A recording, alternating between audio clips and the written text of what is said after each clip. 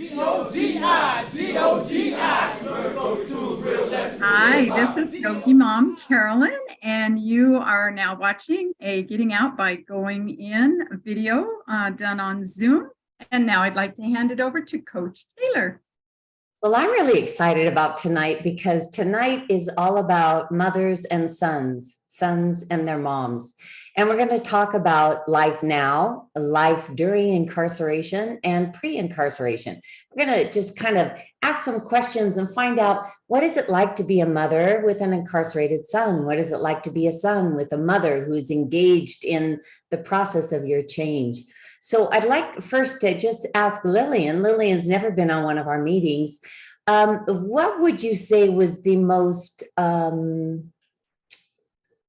exciting part of seeing this journey of Anthony from beginning to end? And now, just before the camera started rolling, you were all smiles and you said, "Anthony, you make me happy." What was the most exciting part about watching his life's trajectory? In all honesty, and not because I'm on this program, but I want to cry already. My son was in line only through the GOGI program. He was exposed to your curriculum, and he called me, and it was the lights were on. And, you know, we're Christians, Christian values, Christian morals, and we were applying those, but it was like he couldn't apply that without GOGI. GOGI's was daily life principles that he was applying to God's word. That was so exciting. When was that? And how did you get a phone call? And what were you feeling like before that moment when you said, "Oh, the light's on"? Before that moment, it was a lot of my knees to the ground praying, "Lord, just provide some sort of tool." And when I spoke with Tony, he said, "Mom, I saw this lady on some channel, and she was like so beautiful, and she was so happy, and she was talking to these guys like with total respect in her eyes. She wasn't talking to them like they were prisoners, but like they were real people." and what did that mean to you? Thank you, God. He said, "I waited for 2 hours to hear her again, and I wrote down the address, and this is what I need." And of course, you know, being a professional, I said, "I got to find this lady on LinkedIn." I did some research. I said, this is good. So I bought the first curriculum for him. And I think it was like his daily plan. He would go out in the yard and kept reading the GOGI material. And every time I would talk to him on the phone, it was like he was being born again, you know, a new man, you know. So that was my excitement, and just him being able to get exposed to that curriculum while he was incarcerated, and you being so unjudgmental and receiving to the guys, you know. And it was nice to see that, because, you know, there's so much disrespect behind walls, you know, and you were just beautiful. Before he found kind of these GOGI Life Tools allowed him to be a better Christian and allowed him to be a better son and a better man, what was the angst going on in your heart? What was it like? It's turmoil, you know. My son was trying on his own to do what he was doing right, but he wasn't doing right. And he only knew he could put on that facade that I'm doing my best, but, you know, as a mom, something's going on. He's not right. Truly, you know, he did not change his life until he was exposed to GOGI. And I couldn't tell you the timeline in that, but I would go see my son and he would be in shackles. And then after the GOGI program, I would go see him, and these big prisoners would be walking towards me, and I would, of course, be afraid. And they would say, "Can I just shake your hand? Your son's changed my life." Need I say more? So many men have told me that my son has changed their lives. I receive letters from men that are incarcerated saying he changed my life. Well, Lily, Emotional, but it's real. You're making me cry now. I mean, you don't even understand, Coach. Is like, your program is so good that it touched my family. My sister wants to take it into the schools in La Mirada. I have a granddaughter, and I always tell her, you're in charge of your own brain. You know, you have the right to make decisions. Your attitude is going to be your life, your roadmap. Wake up and be grateful, you know. And it just touched so many lives. And Tony's known so many people through being on LinkedIn. Instagram, TikTok, whatever it is. And all my friends are like, he's going, Mom, who's that old lady that's trying to befriend me? They're all my friends. And I say, and everybody gets to hear about Gogi because of that, you know? Well, we're all about taking it into the schools. So if she's serious about that, know that the tools are simple enough. We've taught 5-year-olds the tools. So we are absolutely all about that. Let me ask Tony for a little bit. Prior to you kind of putting all the pieces together and discovering that the GOGI Life Tools kind of made it simple for you, what was life like? What were your hopes as a son? What did you want your mom to believe? How did that all come together to now her just looking at you? I'm just happy. You make me Tony. Well, recently when we had a celebration for me discharging parole, and one of the things I said was, my mother has shown me unconditional love. And one thing I didn't understand, I was, prior to Gogi, I was only into Tony. I only cared about what Tony could get. I didn't realize I wasn't grateful for my mother, even my father, all my siblings, my family that have been there throughout the years. I wasn't grateful for them. I didn't appreciate anything, but I was always in denial. I wasn't being the boss of my brain. I was always blaming someone else, my upbringing, my childhood, the trauma that was in my childhood, the people that I associated with. I was always denying the person that I left in the mirror's choice. And when I learned that I was being the boss of my brain, and then I stopped blaming everybody. It was me. Like, I couldn't be bitter. All that waking up bitter in prison saying, oh man, they're always giving us eggs. If I didn't like getting eggs, well, I should have made a better choice before I came to prison. And that was my choice. So I'm going to have to deal with that right now and remember these consequences when I'm out there and I run into those roadblocks, temptations. And there's so many challenges out here. But when I do come to them, it's crazy how fast consequences come in my head. Like, before it was just be impulsive, go for it. Then, oh man, I should have, could have, I would have did this better. Now it's what if I don't? And what if I do? Okay, I've already played this scenario. Do I remember waking up in prison? Am I going to get mad when I'm driving right now? I could be doing stand-up count right now, but you know what? I'm in a car right now driving home from work, which pays me more than 13 cents an hour. I'm not going to get mad. He's probably having a bad day right now. But, I always, like, me and my mother's dynamics, I was a hard child to deal with as a child. And I didn't understand myself. I didn't have a purpose. I was very jealous of my siblings. I felt that they had more affection than me. And therefore, I just acted out to get some sort of attention from my parents. And it was either discipline. So, through this experience, and it actually let me look at myself and say, man, my parents were doing the best they could do. They really did love me.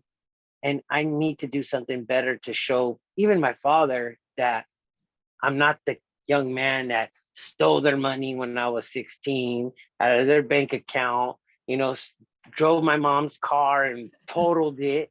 I did all these things, and I wouldn't even be able to admit to these things because of being ashamed of them. But it's not to say that I'm not ashamed of them.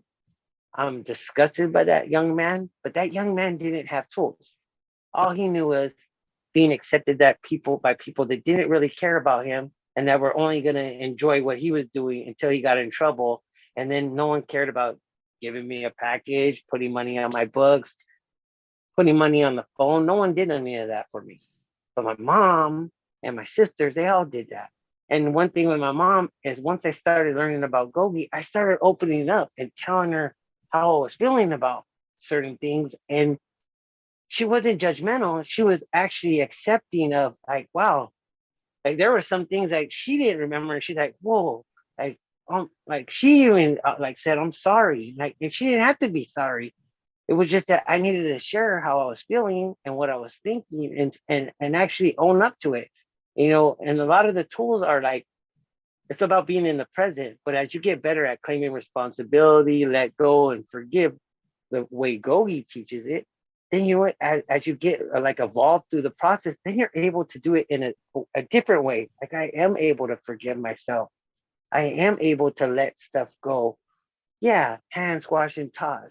I am able to claim responsibility for what I did today, the choices. I'm proud of the choices that I make today, but I claim responsibility. I hold myself responsible for the choices I made in 2000 and prior to that, and I hold myself accountable each day when I wake up and I remember, like, hey, you're one mistake away again from going to prison. So what is it going to be?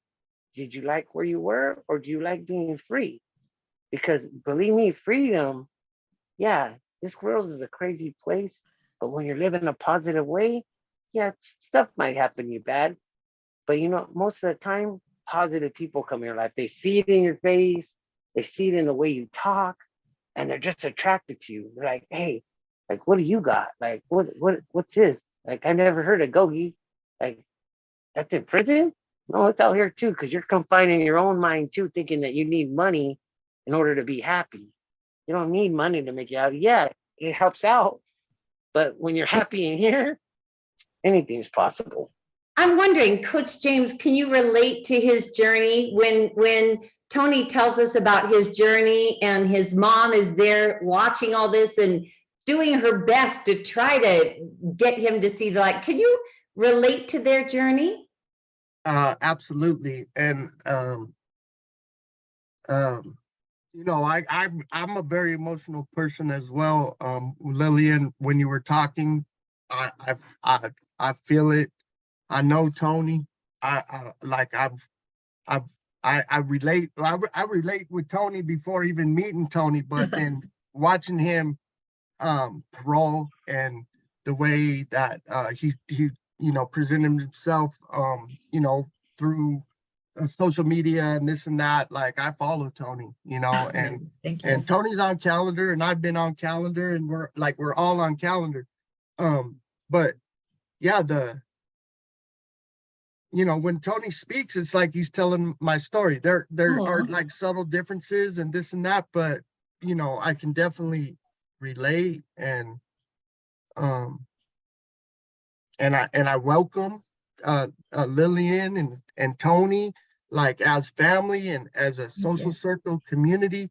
I think it's important because for so much of all of our journeys, the thing that I experienced was my mother couldn't talk about it.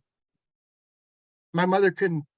I had dug my hole so deep that she couldn't talk to anybody. So I became like away at work, or just to the point when then I was just away. I was just away. I mean, my trajectory prior to Gogi or growing up and everything, on my life sentence and, California 3 strikes and the resentment that I had and everything from growing up and everything, so confused, so substance abuse driven, so selfish, like Tony says, like, I didn't even think about anybody else, and it was just, all about me and what I could get all the time. And when I first got introduced to the tools, it touched me in a way that from that day forward, I could put positive in it, and I had got so good at being bad, where people just accepted it, and if I wasn't being bad, that was just me not being me, and I was having to do what I had to do because of the sentence that I was serving, and I was in a very hopeless state. But when Gogi was introduced to my life, like Tony said, it enhanced my relationship with my mother. Yeah, I started telling her about the tools. I have a question. When you were running amok, when you were just doing what you thought was you, when you were causing havoc, did thoughts of your mom ever cross your mind? Did you have any thought that maybe my mom wouldn't be happy with this, or do you block that out? How do you not justify, but how do you reconcile in your mind a behavior that is going to hurt your mother's heart? How do you do that? Well, I think for a lot of years of my incarceration, even though we had constant communication, we weren't being honest and real. And I was being selfish at that time too, because my mother, like Lillian, it was unconditional. Whenever I decided to show myself or be the son that she loves and everything, because she loved me the whole time, and then I got so good at rationalizing, blaming, justifying. I say it's Mr. Bad. Minimization, rationalization, blame, avoiding, distort everything, right? And like my mom was always there, like always there. Can you relate, Anthony? Can you relate to? It's like, it's, in the beginning stages, it was more of a facade. Like, I'm okay. She doesn't need to know what I'm doing. And as long as she doesn't know, she's not going to get hurt, until the days where she came and see me in shackles, and she's like, what's this? Like, you're in prison within prison. And I could just see the pain on her face. But ironically, it was her visit was my little brother that like made me feel like a whole different way about what I was doing. And my mother being there when my brother, and I always share this, my brother came with my mom at the visiting room in Donovan, and he told me, hey, Tony, are you going to change? And I said it so quick, like I always do. Yeah, I'm going to change. And he laughed. And that laughter, it angered me. And but I had to change my frown because he's with my mother. And I asked him, I said, why are you laughing? He says, because you always say that. Oh, wow. And he said that. That was the moment where I went, like, honestly, I was like, I'm a piece of, you know what? I felt terrible because my little brother is telling me that's the role model I've been to him. Like, I say I'm going to change when I get in trouble, but then months later, I'm back at it again. So when I went back to Donovan and I cried in my cell and they transferred me to Salinas, that's when I seen you. Because I was asking God, like, hey, show me something different than what I've been seeing in prison, because what I see in prison are the same people that I see on the yard doing the same thing I'm doing, but still in these groups. I need something different. And then when I heard your group, you on TV, I was like, who is this? Like, who's this woman? Like, I've never seen a woman that like genuinely caring about what one of us is saying. Who is this? Why is she so happy? Why is she smiling? She has teeth as white as my mother. So what is up with this? So for 2 hours I waited because you put that little blurb on there real quick and I didn't get the first address. And then I waited again. I wrote it. You guys gave me a book and I read that book 2 times in one day. And I called my mom because I was on fire. I was like, man, I'm the boss of my brain. I've known these tools all the time because my mom used to tell me, man, take a deep breath and count to 10. But she didn't tell me why I was doing it. She didn't say, and I always used to tell myself, my mom was always telling me the smart part, because she used to tell me when I used to get in trouble, why don't you think? Why don't you think? She was telling me the smart part. But I didn't know. I didn't have no definition, no tool to tell me that's what it was for. So, when I started like seeing the transformation, I started changing. I seen your program and it became a culture, a way of life, GOGI for life. But then it became where I wasn't doing it to prove to my little brother anymore that I was going to change. I was doing it because I wanted to change. Like, no one was going to make me change the behavior I was doing until I wanted it.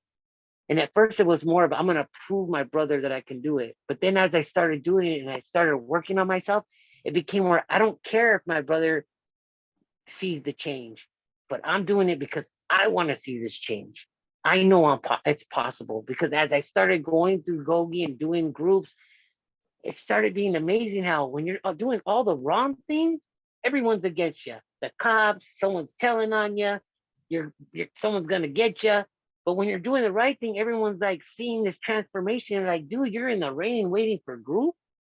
I said, yeah. Why? I go, because I want to go home. I want to be a better person. On a Saturday, you're going to GOGI? Yeah, man. Those guys, man, I love those brothers. I love my guys. We don't get grouped that much, but when we go, man, we cry. And I'm cool with crying, because they accept me. They don't judge me. That's not about being judged, because once you start carrying these walls down, you start understanding yourself. Hey, there's nothing wrong with shedding tears. Yeah, there are some that will disagree with that. But when you start shedding the tears, you start having empathy. You start having compassion. You start being sympathetic towards others. You start being understanding. Because there's been some stories I heard in my term that when I was the old Tony, that I couldn't listen to. I wouldn't even give them a chance to tell me their story. But when I started changing, I used to sit there and hear these stories, and I used to be like, wow, I really changed, because I'm not that evil person anymore. Like, I have compassion for them, because I don't see the person that did the crime. I see the person that wants to change today. And because I see that person, I pray that you continue this walk, because if you don't, you're going to be back here. But I see the good in you now. And that's what's amazing about GOGI. I see it in everybody. GOGI Mom, talk to me. When I hear Anthony, it doesn't sound dissimilar to things I've heard from Coach James. And when I hear Lillian, it doesn't sound too different from things that you've said. Share your thoughts on Lillian's journey, your own, your son's, and Anthony's. As a mother, do you think there are many mothers that go through this? Unfortunately, I think there are many, many mothers who go through this. James is right that early in the journey of him being awake, people would say, "Where's your oldest son?" I said, "Oh, he's in Northern California." "What's he doing?" I said, "He's working for the state." Fine. What did Tony just said, like 13 cents an hour or something like that. But I was too embarrassed to tell anybody. And yet I felt very guilty about not saying this. And so, but I always did want to be there for him. We didn't have the communication that we had in, later years while he was incarcerated. I mean, first of all, we never could really be on the phone, because you could call a phone, but it had to be a house phone. And if you're not home, if you're at work, you just come home from work and you have a message and you're like, oh my gosh, I didn't get to talk to him. So I'm glad that the communication for anybody, GOGI or not, that the inmates can at least call. They can, a lot of them now have tablets or whatever, they can email and all that. But in 2015, like James tells the story, when he heard you, Coach Taylor, and things started changing. No, I think we lost GOGI Mom. GOGI Mom, I'm going to ask Coach James to kind of chime in. As a son, when you were trying to call home and you would call and the house phone, you'd leave a message and you're trying to make contact. Why was it so important for you to keep that link alive when you knew you were doing the wrong thing? What was it in you that just kept reaching out to your mom? The fact that she would always make every effort to pick up, to be there, to respond, to be responsive. She just went above and beyond and out of her way, actually. And I didn't even, before I started doing the work, I didn't even understand or recognize it, because I was dealing with zero self-esteem. And so, and I think that was maybe something that my mother always did for me, is she always told me it would be okay. It will be all right. I love you. I'm here for you. And so I leaned on her, and that maybe at that time, that was my only tool, was my mother, right? That's who I would go to for in a crisis. That's who I would go to when I was happy, when I sat, whatever emotion I was feeling, I would go to my mother. That's my first phone call, is to my mother. Anthony, Well, can you relate Yeah. to that before you had this, before you developed this network of support? Was it just your mom? Was that similar to Coach James' experience? when I call, yeah, it's similar, but I had a little sister too, and I have another sister, but I really didn't get to talk to. But my mom was always just happy to hear that I'm still alive. Yes. You know what I mean? Just she was just happy to know that I'm surviving, and that the prayers that her and her friends, so many friends, prayed over, that I'm was capable to call home. And it was comforting, because you can't tell before change, you can't tell anybody anything. So to be able to just confide in your, it's like my secret person to tell stuff to, and talk to my mom and let her know that I'm all right. You know, this is what's going on. We're on lockdown, you know. And she was like, oh, but she'd be so like, I remember telling her a story, and she got so upset that she got the prison guard took off for a week because she didn't like what he said to one of the inmates there. And yeah, I got some flack for getting him removed for a week, but it was okay because it was justified. That's how much my mother loved me. Like, she's not gonna let someone talk to me like that, or let alone another inmate. And she was gonna call and make sure that they knew that that's not acceptable. So And me, it seems like your mothers, both of you gentlemen, your mothers were instrumental, and they were that solid rock. But there are many men and women in prisons and jails who've, for whatever reason, and sometimes because they've victimized their parents or whatever, a lot of them don't have that family support. Lillian, I'd like you to speak to words of encouragement for those who have lost contact with their family for a variety of reasons. Some maybe their own fault, some it could be the parents' fault. If a person is incarcerated and they don't have a mother and they don't have a father that they can lean on, what would you recommend for them? Because obviously you and Gogi Mom have been that solid rock of foundation for your two sons. Well, I think you guys know that Tony and I are both very transparent. And I'm listening to the Gogi Mom, and she was so loving and always like that. I was not like that. I was not like that. I have to be honest with you. My core of my soul was torn out of me when Tony was taken away. And I couldn't even open his letters. I had stacks of letters, and I have maybe 5 girlfriends that I could call that have been my friends for like more than 20 years. My girlfriend would sit in my room and read all of Tony's letters, and he wasn't getting responses from me. And my girlfriend would say, Lily, your son just needs to know you're there. But I was so hurt, disappointed in myself as a parent, that I couldn't do it. So when she would come and read those letters, I'd say, you know what? I have to start like going and visiting him more often, you know, and writing him letters. So Tony didn't have that beautiful, like, oh, this loving mom, like Gogi Mom. I was distant. And but the difference between her and I is like, if I told everybody, I have 4 kids, my oldest son's in prison. And it was kind of like, I defy you. If you say anything bad about him, that's my son, because I'm a child of God, and he's never going to deny me. I'm never going to deny any of my kids. But my one of my daughters, she's a little prissy. She wouldn't tell anybody. I say, no, you need to tell everybody that your brother's in prison and be proud of it, because he's no different than you. He got caught. What have you done? You know, that you didn't get caught. Nobody's shameless. As a parent, in some way, you said, what did I do wrong, or how did I fail? Did you really take on some of that and question? Tell me a little bit about that. It's like, I mean, like Tony, after the GOGI program, he started to say, Mom, do you remember? And I was 20 years old, 19 when I had him. And I was learning how to be an adult. I met his dad when I was 13.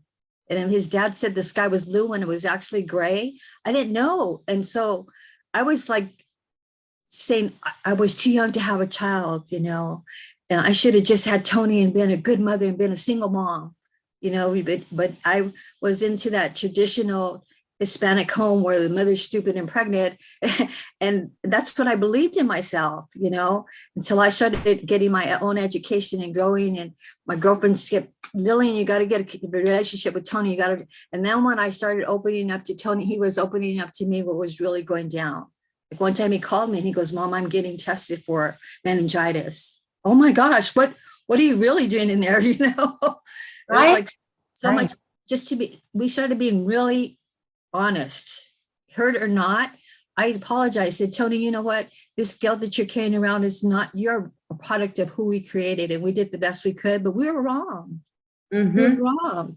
I'm wondering, when you wrote all those letters to your mother, and we know there are many people that write letters to their mother or their wives or their sisters, brothers, fathers, that don't get answered. What was it like to write that answer? And did you wait for a response? Were you hoping for a response? Did you hate your mother? Did you, what was going No. You know, the most scariest thing for me was I was meeting a lot of men that were losing their mothers while they were in prison. Mhm. And the reason I kept on writing was because I didn't want my mom to pass away and not know that I wasn't trying to write her. So I kept on writing. I didn't get mad. I just need her to know that I love her, and I'm trying to get a connection with her. And in good time, you know, people would always tell me, keep on doing it. Don't give up. Just keep on showing her you're trying. And I'd say, all right. But guys that were losing their moms, it devastated me. It like kill me. I was like, God, please don't let my mom pass away while I'm in here. I need her to see that I'm going to be right.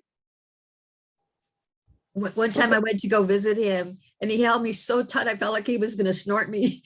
And I was like, what's going on? He goes, somebody lost their mom. Mom, I love you. You know, it was so special. James, did you worry about that too when you were away? And were you worried about your mom? Were there times when you said, am I ever going to get out? Or what were your thoughts?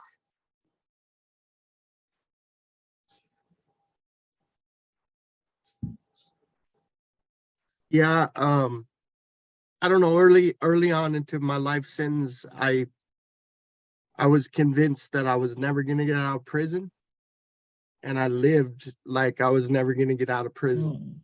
And but I mean, I think about that now today, like, well, losing a parent. I'm in the process of losing a parent right now. You know, I talked to my mother today about, like, and she's like, and you know, it's my father who's losing his life, and and my mother's like, you know, saying, you know, this and that, and it would be a totally different feeling, emotion, everything. And it's amazing that the transparency that we have now, that we're actually communicating and talking about that and being open about that and everything. Where, you know, in the past, I'd put myself in a situation where I was in shackles for 12 years. I was behind glass for 12 years. I chose to become a shoe class inmate because I was living in this whole little fear. You know, the tool that keeps coming up for me, that before we even knew it, was forgive. Lillian was using forgive when she couldn't talk to Tony because she needed the safety from the harm that was causing it. My mother is the same way.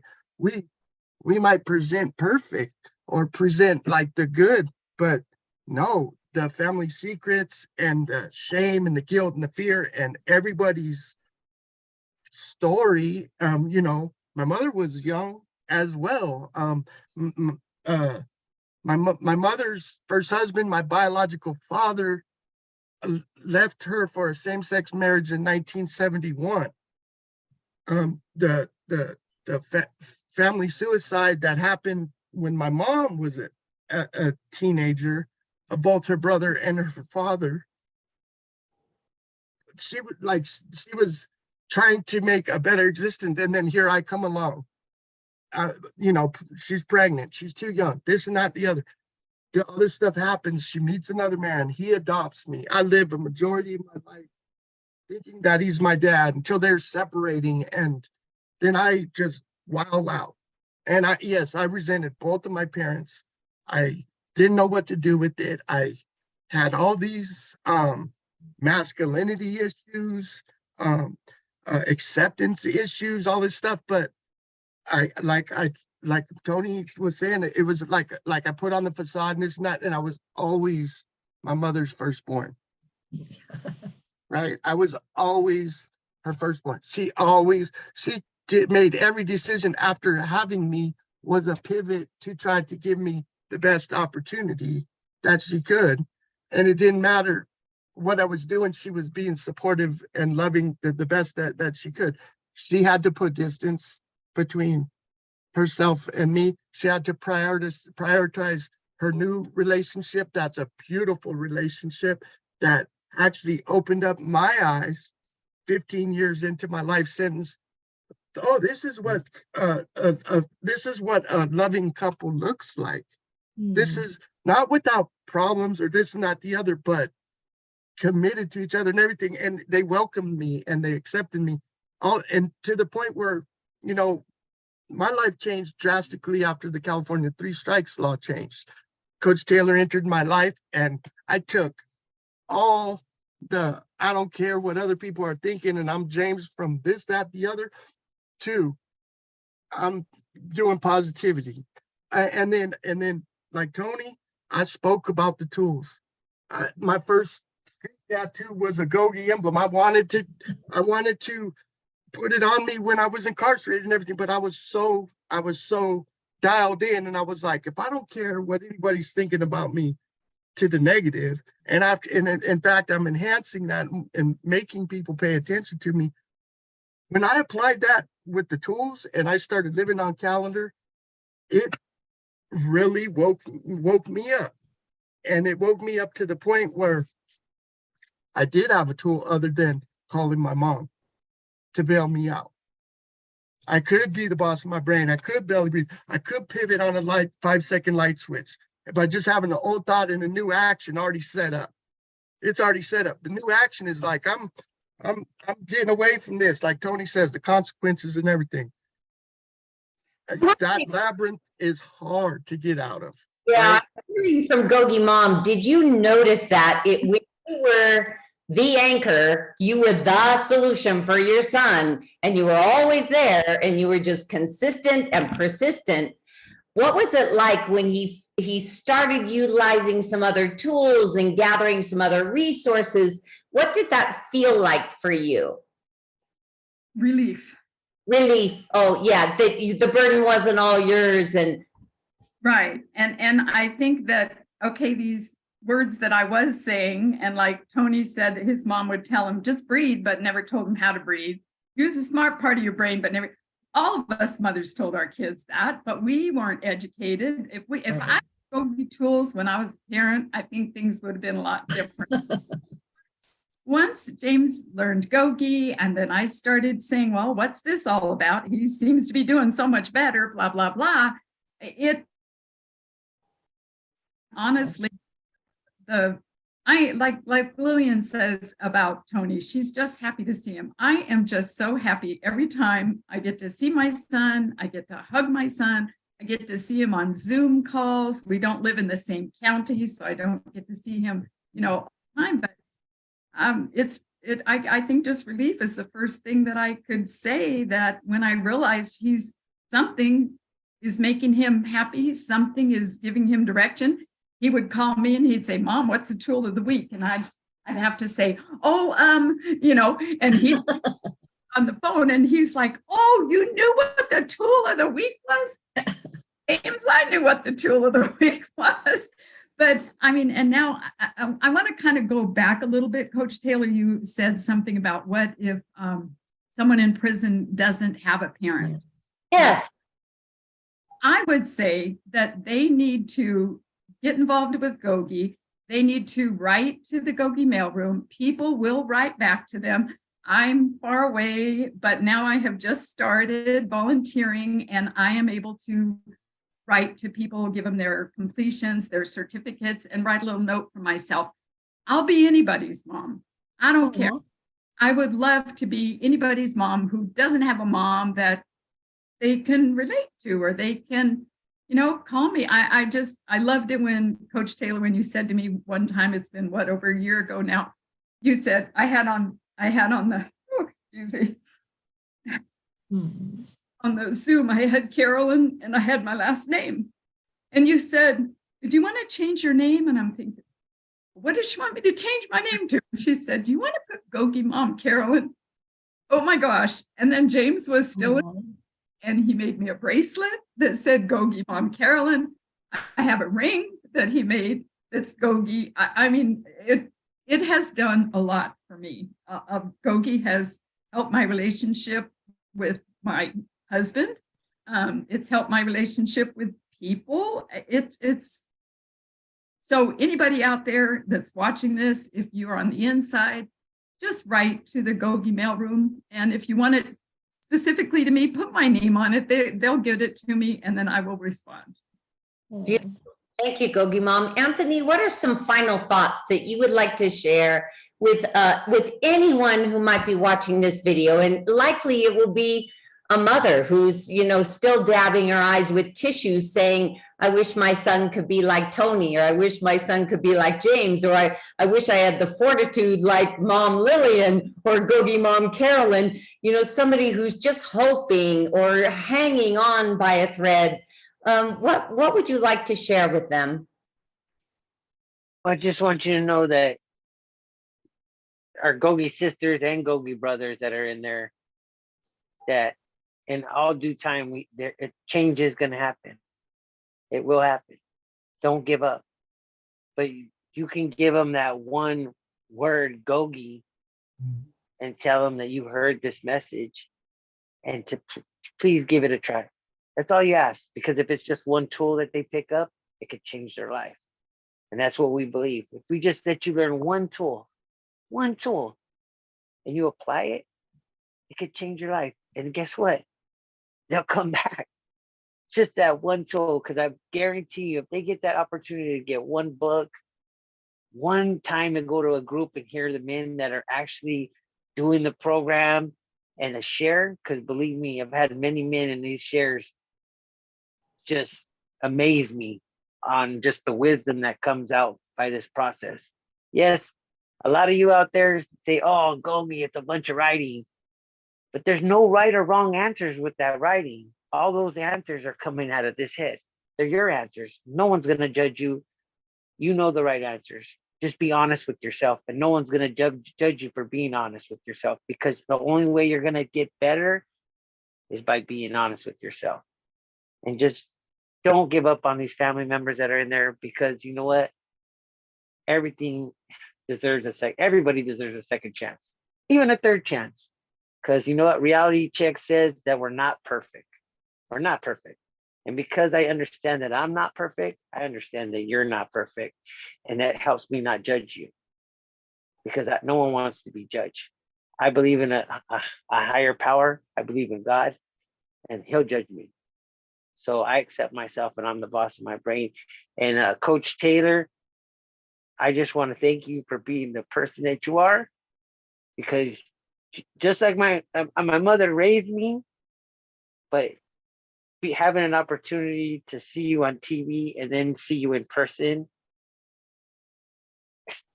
you've always been true to who you are. You've never changed. Never changed. Never seen an angry moment. And even when you were in the hospital and I found out, I was like, what the heck? Like, I didn't know.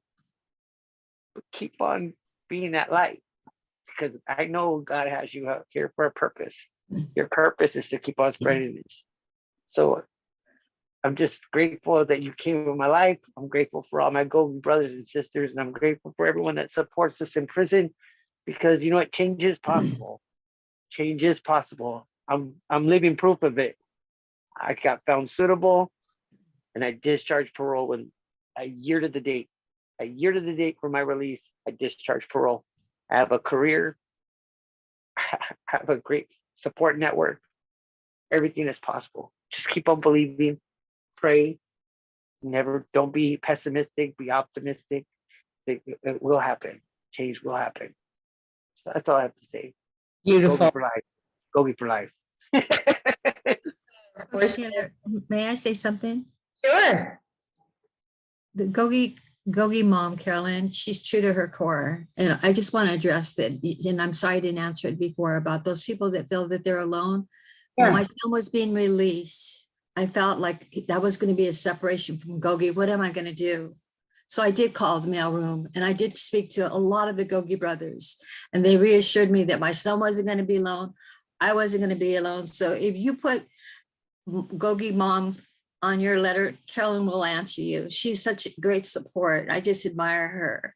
You know, she has her son, but yet her heart is so big. She will respond to you. And the GOGI brothers are true as you are. So you are not alone. There's no excuse. Reach out. If you're a mom, you got to reach out to GOGI and they'll get to your son. Love it. Thank you. And you did offer to volunteer. You have no Yes. idea what that means, Lillian, but we got you. Now. We got you. I'm excited. I'm excited. Tony said, why did she ask me? I said, well, she's going to get 2 for 1. Exactly. Coach James, what would you like the viewers to hear? What would you like them to know? What do you want them to feel? If they're hopeless sitting in a cell or at home just denying that they have a son, oh, he's working for the state or whatever. What do you have to say that might make their road easier? I remember when I first got the How to GOGI Dream book. On the first couple pages, there's a warning, and it says, "Warning: if you read this book, don't read this book if you don't want to change your life." Right? There was a warning, and then on the next page it says, "Who's in GOGI?" And it had everybody, anything you could think of was on that piece of paper.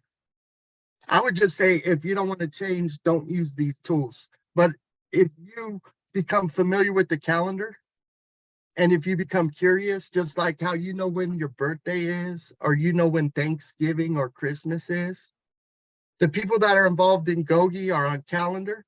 And when you're on calendar, you're never alone. And so if you are alone, and if you are suffering, get on calendar and you will not be alone. And, you know, I would just second what GOGI Mom says. That was one of the things that really drew me close to GOGI. I wrote to GOGI. I wrote to GOGI weekly, sometimes too much, probably at times. I just made sure that, you know, because it started a process around me where people, you know, we would write it out, the tool of the week. During COVID, we couldn't meet up in groups, right? All that stuff was going on. We started a GOGI chain mail, and everybody threw their writing in an envelope, and everybody got to share throughout the entire facility and be on calendar and do that. Like, when you're involved in GOGI, you're involved in being the solution, and you no longer are like being the pollutant that we were our whole entire life. But it was from that first page in the book. Don't read it if you don't want to change. Don't do it if you don't want to change. If you want to change, these tools will change your life. I've watched GOGI men and women go from serving life sentences, life without the possibility of parole sentence. Myself, I was completely hopeless, to being free before I was ever released from prison. Beautiful. Tools will free you. I love that. And I love the messages that we've shared, not only to the mothers out there and not only to the sons, but to everybody in all relationships. These tools work for all relationships, the relationship with self, the relationship with your spiritual studies, the relationship with others, the relationship with you on this earth. I'm so happy that you joined us and you watched us. And I'm so grateful for this panel of wonderful guests that shared from their heart for you, the viewer. I'm wondering, Anthony, it's not easy here on Zoom to do call and response for the pledge, but if you say the pledge, we will respectfully listen as you share it with the viewers.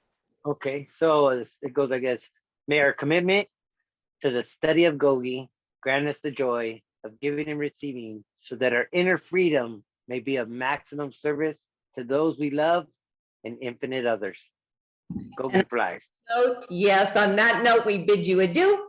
Thank you, mothers and sons. It was a wonderful time with you. I respect and appreciate and love you all. And to the audience, you can do it regardless of whether you have parents or not, whether you write them letters and they don't write back, or whether they visit every week. It doesn't matter. You can parent yourself with love and kindness and use your GOGI tools. And remember, GOGI for life.